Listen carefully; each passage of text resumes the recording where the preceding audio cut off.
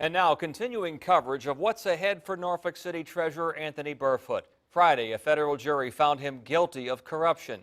Prosecutors made the case that he traded political favors for cash and gifts while on City Council. Two city officials are now calling on him to step aside, something Burfoot's attorney says will not happen. 10 on your side's Liz Kilmer's investigating the situation tonight. Liz? Yeah, Tom, two council members and citizens we spoke with today are calling on him to step down. It's something he isn't legally required to do at this point, despite the guilty verdict. Now, his attorney says that Burfoot will not resign and that this case is far from over. Anthony Burfoot's BMW convertible parked like any other afternoon outside of Norfolk City Hall. The disgraced treasurer stayed late, his first day back on the job since a jury found him guilty on corruption charges. What do you have to say about council members calling on you to resign? Burfoot had nothing to say before our cameras, but some of his colleagues are commenting.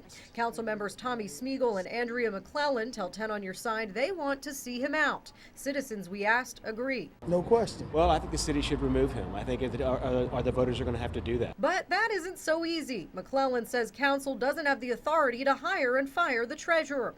But there is a recall petition, and a judge could suspend Burfoot. His attorney, Andrew Sachs, says that and not much else would remove his client from office for now. He's not going to resist lawful orders, but short of that, I do not think that because there are political opponents of his or political detractors or people who don't like him or people who don't agree with him that want him to step down, that's a basis for him to vacate a position he was elected to, that he has a right to remain in. Sachs takes issue with jurors spending just one day deliberating. He plans to file motions to set aside the verdict, maintaining that the jury got it wrong. He has a battle ahead of him, as any innocent person would in this situation, and he intends to wage it responsibly, respectfully, and intelligently.